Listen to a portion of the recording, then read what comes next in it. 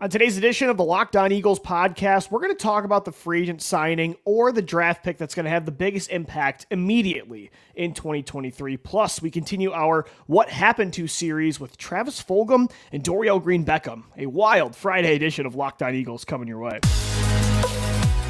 You are Locked On Eagles, your daily Philadelphia Eagles podcast. Part of the Locked On Podcast Network, your team every day.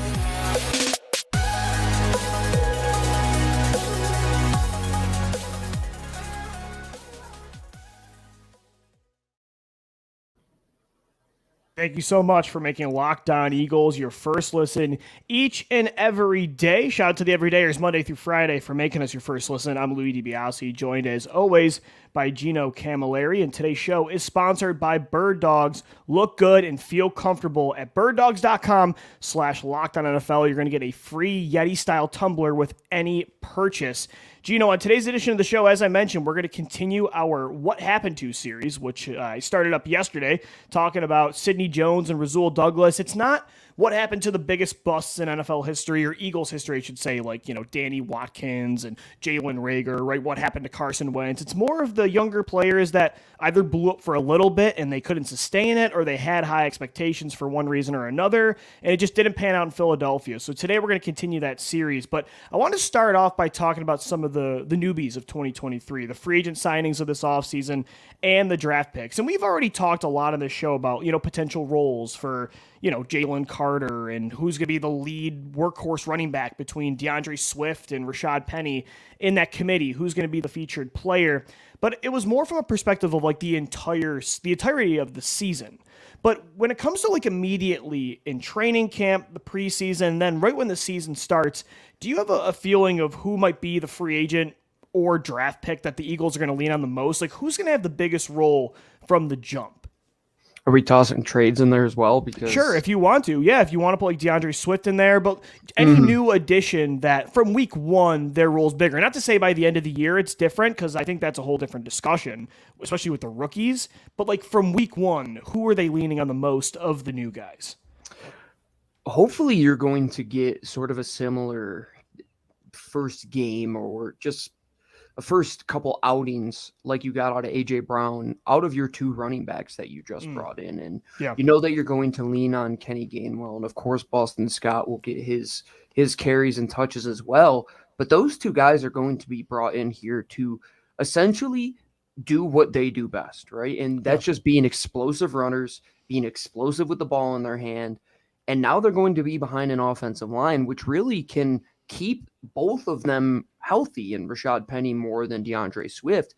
But man, how great is it going to be when you can set up these screen passes and get Jason Kelce 4, 5, 6 yards downfield, and if Cam Jurgens is out there too, right, and Landon Dickerson, and then DeAndre Swift just has to make one guy miss. There's a ton of athleticism on that right side, Gino. Holy cow. There definitely is. And I think you have to take advantage of that, right? And a part of the reason that you have such great athletes on the offensive line, Lou, is because you want to be able to do that.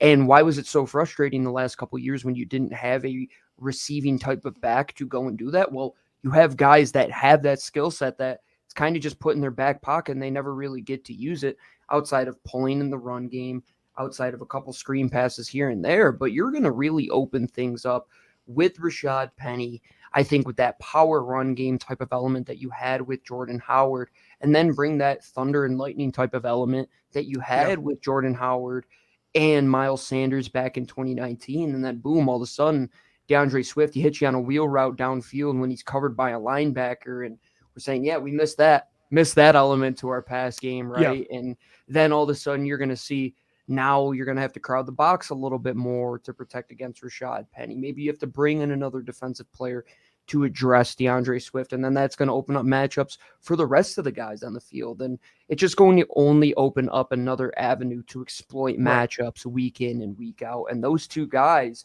especially with the other two guys that are in the backfield being Kenny and Boston, man, you're going to have the pick of the litter of what you really want to do week in and week out with those guys. And if you're going to go against a team that might play a little bit more nickel and they might keep more safeties on the field like the Eagles do, yeah, let's roll Rashad Penny, right? But then a team that might go a little bit linebacker heavy, let's exploit that with what DeAndre can do in the passing game.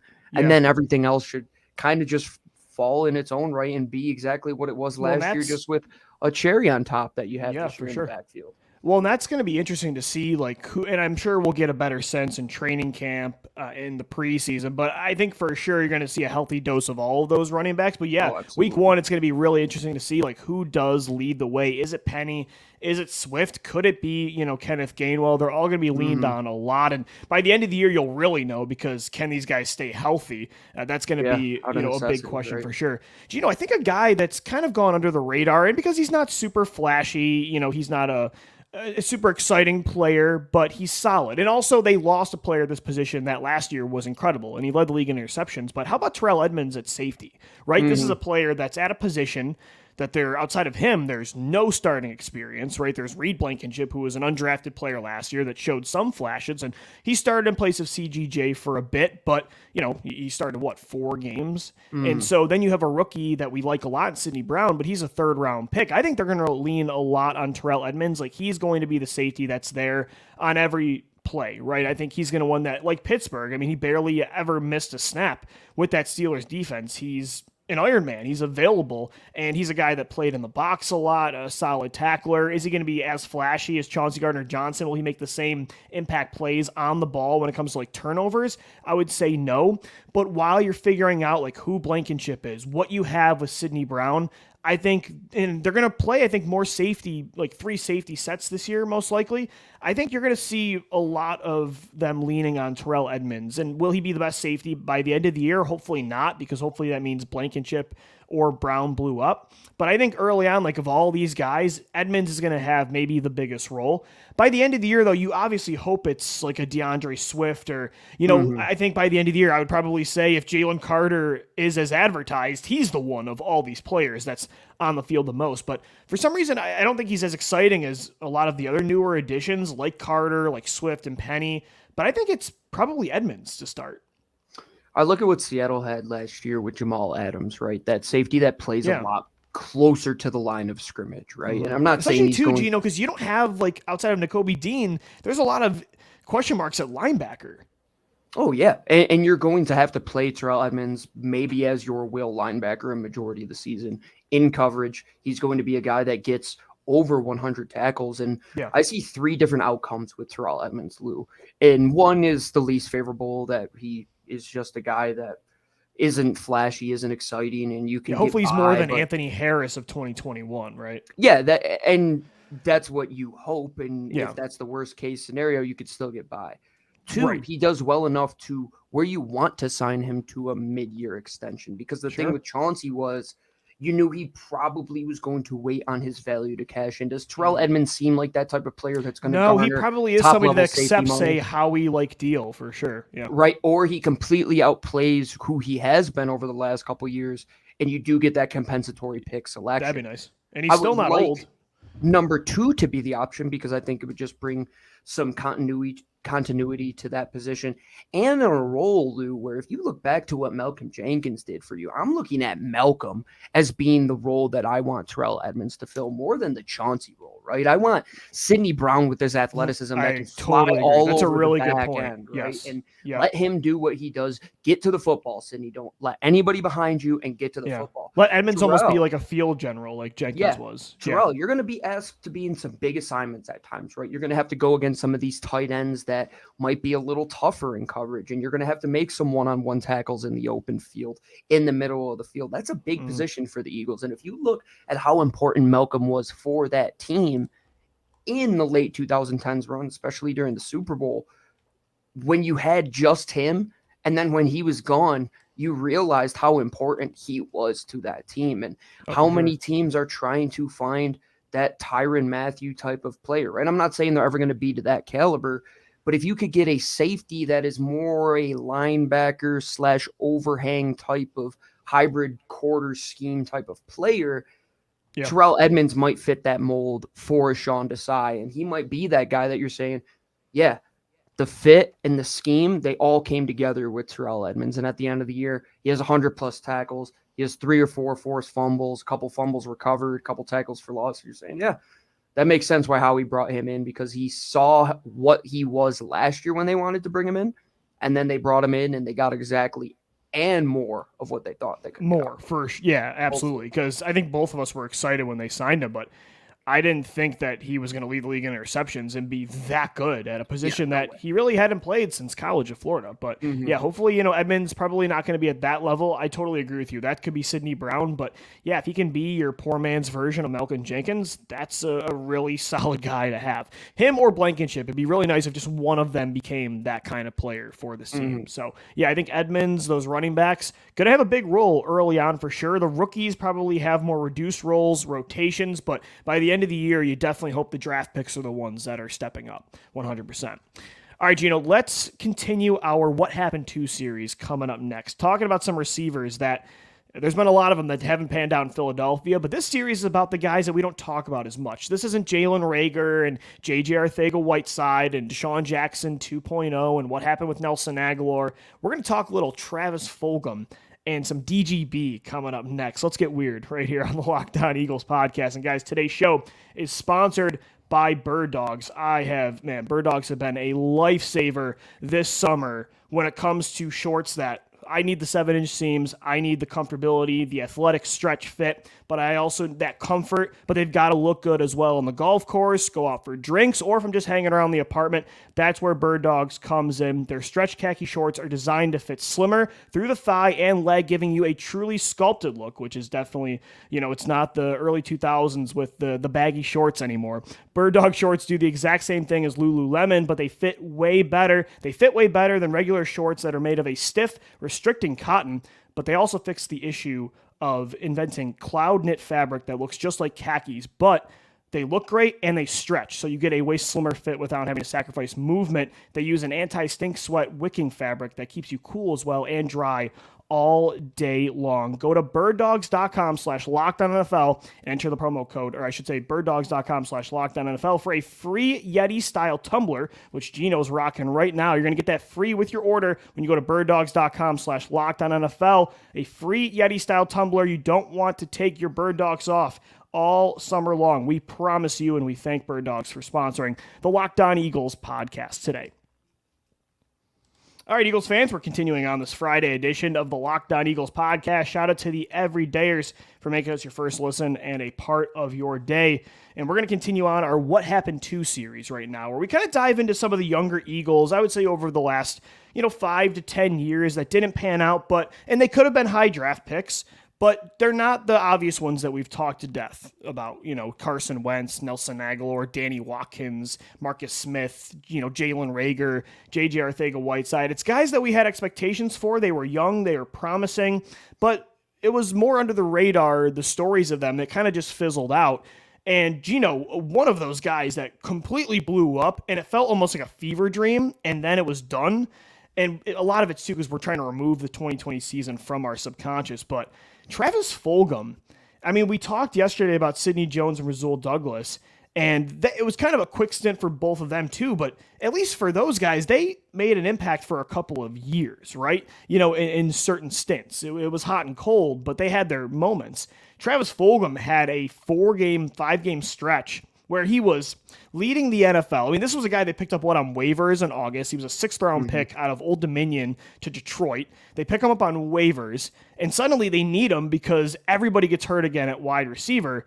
And for a month and a half, he's getting at least 70-plus yards a game, and he's leading the league in receiving yards at one point for that entire month. Then Alshon Jeffrey comes back, and just suddenly he completely fizzles out. And ever since then, he's been on the Denver Broncos practice squad. It was just the weirdest blow up, and then it was just gone. It was so strange. The discussion of Linsanity has come back into the mainstream because they're coming out with a documentary, and somebody was trying to say, what is the NFL equivalent to that? It's the Eagles version of Linsanity. You on a podcast, as embarrassing as it is. I was going to bring this up too. I was going to bring this up. Go ahead. You say it, man. I don't want to say it. A couple of younger, more, I would say, maybe less astute Locked On Eagles. A little more trigger happy with the takes, maybe. Yeah, we said maybe do the Eagles finally have their Deshaun Jackson 2.0 and Jeremy Maclin with who? That was Jalen Reagor. It was Reagor and Fulgham, man. Fulgham at the time, yeah. And I think it was after the Ben DiNucci, and it was after the Ben DiNucci game too. It was. It wasn't even a good game, but we've learned a lot. and I think the NFL has as well. And Travis Fulgham was a big reason for that. And it is the closest thing you will find to Linsanity. In that Pittsburgh game, Lou, when he went off, is 10 one of the catches best for 152 yards and a touchdown. It's one of the best games I've ever seen out of an Eagles wide receiver ever. And we were talking about just that, like, how good can this guy be? And that's why I've said on the show many times, flashes get you fired, right? Like, could you imagine if the Eagles, like, oh, we got him. He's on a young deal. Let's extend him now. We don't need to draft Devontae Smith like we have Fulgham and Rager. We got Fulgham and Rager, and we're running this thing into the ground. And that's why the Greg Ward stories are awesome, and so are the Travis Fulghams. But you have to find elite football players, and that's really what it comes down to. And I struggled, Gino. I struggled to, like, yesterday, I could explain the rationale for why Sidney Jones didn't work out. I can even explain why it didn't fit in Philly with Rasul Douglas. With Fulgham, it's just weird because he wasn't like a top pick. He was a 6th-round selection that was waived by the team that drafted him after 1 year. And so there weren't high expectations. He wasn't on either of our radars. I mean, I think people in the city knew Deontay Burnett and Robert Davis more from the 2019 run. And then he just completely blows up. As you mentioned, that 10-catch, 152-yard, and a touchdown performance against Pittsburgh. But it wasn't just that. The next week, he goes 5 for 73 against New York, then 6 for 78 against Dallas and a touchdown. The game before that Pittsburgh game, by the way, he had 57 yards and a clutch touchdown on Sunday Night Football against San Francisco to pretty much win the game. And then after that, he goes 1 catch for 8 yards, 1 catch for 8 yards, 2 for 16, and then he's got 5 catches the rest of the year, and then he's gone. I can't explain how he did what he did for a month, and then he just went back to being, I guess maybe anybody can get hot, but it's just almost inexplainable how he was that good and then that irrelevant again. It's like he almost stole, it was like Freaky Friday. He stole the powers of a star receiver. It's almost like those stories of gambling that you hear, right? When you're at a table and you're like, oh, I hit on black 15 times in a row, and that's what Travis Fulgham was. It just luck? Like, that is such an interesting discussion of, like, why didn't he make it? Because he did have that success in those few games, and then you're saying, and it wasn't just one game. Like, if it was just the Pittsburgh game, but it was for 5 weeks straight. He was leading the league in the NFL in receiving yards. Through that entire month, he was on fire, and there was absolutely no receiver that was better than him. And usually in those situations, those guys come back to earth where they're still playable, right? Like when Jeremy Lin came back from Linsanity, he was still in the NBA for a couple years, and he got by. He was a starting point guard, and then he became the guy who would be a swing more type of a player. Travis Fulgham just became a practice squad player after that.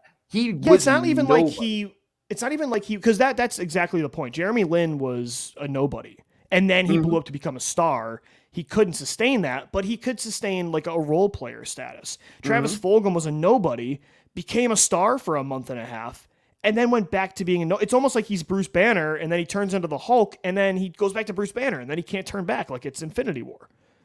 Exactly. That's a great metaphor, right? Like he's just stuck in that Hulk suit, and it's like, where's the real Travis Fulgham? I don't know. Was it just based on Carson had nobody else to throw the football to, and it was just like a availability thing? But you can't make 10 catches for 152 yards and not be able to ball. I mean, not in the NFL. There's always that. Like, there's always those hypotheticals. Like, could you hit 1 out of 100 baseballs in a National Football League game, or throw for 10 yards in the NFL, which you could throw for 10 yards in the NFL because if people understand that a pop pass on a jet sweep is a pass, you could just hand the ball off quickly. I think a lot of people could do that. But with Travis Fulgham, you're going to a level that Alshon Jeffrey only hit twice, I think, in his entire time in Philly, where he surpassed 100. Fulgham hit that mark, and it was the first time an Eagles receiver had done that since Alshon against LA in 2018. And then Alshon wouldn't do that until the Miami game. Correct. In that same season, if I'm not mistaken. Oh, that was the year after. The year after. Okay. So Travis Fulgham, it was a flash in a pan. And that next training camp, there was one Eagles quote unquote insider that kept saying, there's no way the Eagles cut this guy. There's no way the Eagles cut this guy. And Adam Kaplan, you were wrong, because anybody with eyes was looking at this guy in every single preseason game saying, he is not one of the top 5 receivers on this roster. No, less than a calendar year, 6 months, he was gone. And you know, it was a crazy magic trick. Yeah. And there's some explainable parts of, you know, what happened. I think Alshon Jeffrey coming back and Doug Peterson kind of giving his guy his role back, even if it wasn't really deserved, was certainly a part of it. And I think Fulgham probably lost a lot of confidence in that way. And then, of course, they draft Devontae Smith, and the writing's on the wall that they did not believe in him. I mean, his role was extremely reduced. You know, he gets, listen to the target count, that 5-game stretch. It was 13, 10, 11, 7, 5, and 7. So that's actually a 6-game stretch. After that, 2, 2, 2, 3, 2. Wow. So yeah, Alshon totally took back over. And then Fulgham probably lost confidence, but it's not to say it's like here was a top talent that just lost his head. Like a Nelson Aguilar was a 1st-round pick and he just couldn't get out of his own head in 2019. I think it's somewhere in the middle. It's like, I'm sure he had more talent and probably more than Philadelphia gave him after that run. They didn't invest in him a lot afterwards, but also he wasn't this player that was going to sustain that level of play. I think best case scenario, even if they do give him more opportunities, he's like because it's not like he's had chances with other teams and he's still a practice squad or a depth piece. So I don't think he was ever going to be a top 2 or 3 receiver. Well, we did say that on a show, so we would be asinine to say that we didn't believe that he could have been. It was hard not to drink. Gino, it was a little toxic. There was nothing else. We were coming, right, and me and you had just gone through the 2019 season where, you know, it's, again, Burnett, Josh Perkins, you know, Robert Davis, Greg Ward, and so we hadn't seen consistent receiver play since 2017, really, even or 2018 with the Alshon run. So to see a guy go 70-70, 150-50, we're like, wow, we've missed this. You know what I mean? So we drank it even if we knew it wasn't for long. The crashing to not back to earth, just like crashing to the middle of the earth and like bursting into flames almost, to where he just couldn't find a level where he could even play in the National Football League. That's the craziest part. And like, how do you find star level play even for a little bit, but then you don't have like the playbook just to like get back to a certain median? Yeah, like look at Matt Castle when Tom Brady goes down, right? He takes this freaking New England team and he's just as good as Tom. He goes back to earth though. He's playable. He was a starting quarterback in the National Football League. But man, Fulgham was in and out of that thing like Enron back in the 90s, like blew up and then you just get tanked out. Sometimes you just get hot, and sometimes you just get super confident. I mean, that's what it has to come back to, Lou. I think lightning in the bottle absolutely exists. They didn't know who he was. He got hot at the right time. There was nobody else there. The league didn't know who he was. Of course, he's talented. You got to be in the NFL to have talent. Yeah. And so, and we know about lightning in the bottle more than any fan base. I mean, look at the quarterback that won us our first championship. So no kidding. I think it definitely exists in sports, and that was the story of Travis Fulgham, and it was a wild 6 games, and it feels like a fever dream. That entire 2020 season really does, with the pandemic and everything. Just what a weird year, and Fulgham perfectly represents that for sure. Gino, to wrap up the show, I want to talk about another receiver that I don't think we talk about a whole lot because it was so short-lived and it wasn't a first-round pick. It wasn't like a massive investment from Howie Roseman, but this was a player that a lot of people were excited for. I think there were a lot of high expectations. Some of us thought he could maybe be the long-term top receiver. They had just drafted Carson Wentz, so this was like their first big investment at wide receiver for their new quarterback, who they sold the farm pretty much for. It was Dorial Green-Beckham, who they traded from Tennessee. The Eagles gave them Dennis Kelly, who ended up being a long-term starter with the Titans. But the Eagles, we thought that was a steal because Dennis Kelly was like a depth piece that barely ever played. DGB was only 1 year in at that point. He was a second-round pick out of Mizzou, and he didn't pan out at all. But I remember being extremely excited for that pick. I remember when they traded for him in 2016, and it was right before the year too. When we were talking about Travis Fulgham, you said that he was never a top talent. DGB is the complete opposite, man. His whole recruiting story is him being one of the highest. He was a top recruit, He was a 5-star recruit coming out of high school. He goes to Missouri. He plays 2 years there. He gets dismissed from the team after putting up close to 1,000 yards. Goes to Oklahoma. Doesn't even really play there. He never saw the field. He couldn't stay out of legal trouble, I think is the big thing. That as well. And he gets drafted in the second round by Tennessee and puts together a half-decent year. And then you're saying, why does this team want to get rid of this guy after a single season? His first 2 catches, Gino, in Tennessee were touchdowns. And he was that guy that you're saying all of the other stuff why do football players look so much different than everybody else on earth? Well, Dorial Green-Beckham is that guy, Yeah. but why do some not work out? Dorial Green-Beckham is that guy, right? It's the the yin and yang of greatness in football, to where this guy who fits the mold, he's fast, tall, athletic, he can run routes.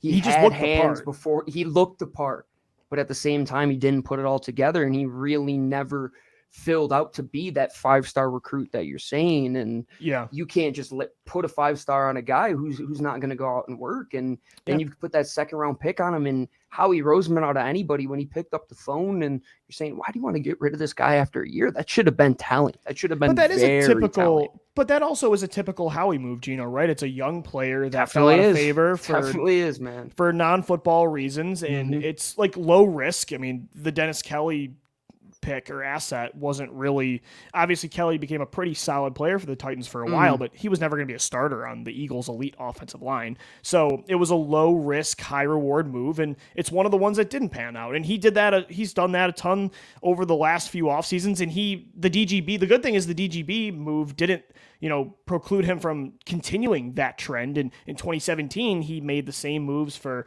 obviously Jay Ajayi didn't have the troubles of DGB off the field, or, Timmy Jernigan, or you look at this year, the Jalen Carter pick, he's definitely willing to risk it at times for a high upside talent. That was just one of the moves that didn't pan out. But I think the move itself logistically back then made a lot of sense. You had a pretty young receiving core that you were just trying to help your quarterback, and you were trying to find value moves because you had just given up so many draft picks for your quarterback. So for a while we thought maybe it's going to be DGB, Nelson Aguilar, and Jordan Matthews as a trio. That's one we don't talk about enough, like what the future of the receiving core would be. That for a while was something we were all pretty excited about, which is crazy. Well, Jordan wasn't even there with them, right? He was 2016. He got traded the offseason after. Him and DGB left the same month actually in August. Yeah. Yes, because that was a trade done by Howie Roseman. And DGB didn't even have any Fulgham moments in Philly though. Like he didn't even make any big plays that year. Really, he had 390 yards. He had a chance to. That Detroit game, he had a chance to secure that touchdown. And I told that story a couple of weeks ago on the pod, that I was in a bar at a wedding and we're all Eagles fans and I'm cheering and everybody's like, what are you doing? He dropped the football. And I'm like, well, he should have caught that one. Just like right. I've seen Eagles receivers make crazier catches. And you look at what they were trying to do with him at the time, coming off of that season in Tennessee where he went 549 yards on 32 receptions. He was averaging 17.2 yards per reception. Yeah. The Eagles didn't have somebody like that, right? They had Josh Huff and Jordan Matthews, and Matthews is more of a big slot. Remember, Aguilar was coming off a very discouraging rookie season. Too. Yeah, and Josh Huff was that 3rd-round pick where you got 2 of them the year before, and Jeff Mail, I think, was the only other guy in that room at the time, and you didn't have any size. So Dorial Green-Beckham at 22, you're only trading Dennis Kelly for a guy who, upside-wise, makes a lot of sense.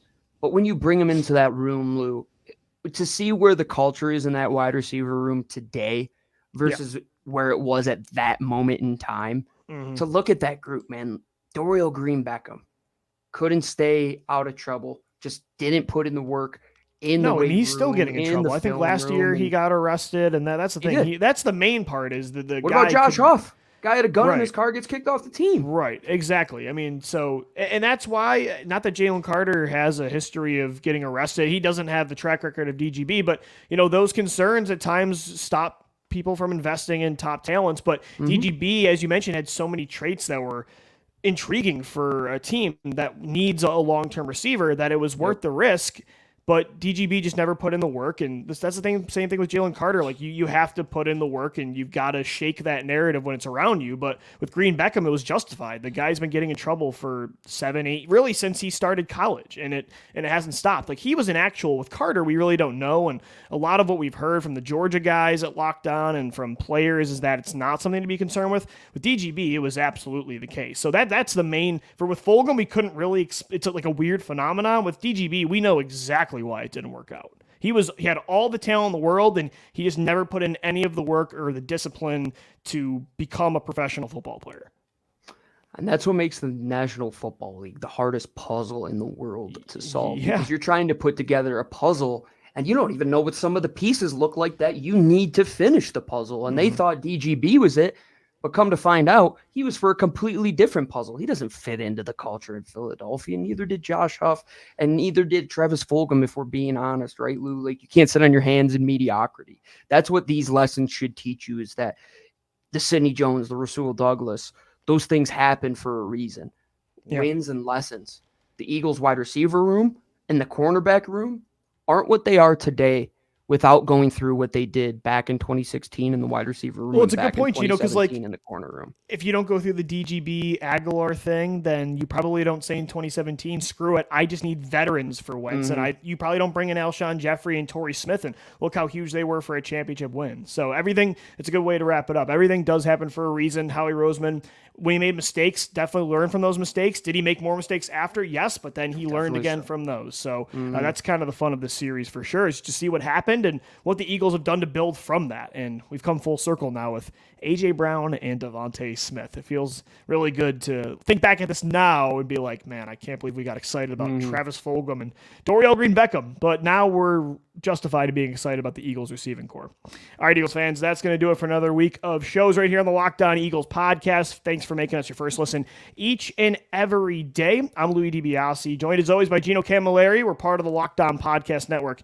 your team every day. We'll see you back here on Monday for another edition of the show on every podcast platform and on YouTube as well. For Gino, I'm Lou DiBiase signing off. As always, thank you for downloading, thank you for watching and listening, and let's go Birds. Fly, Eagles, fly.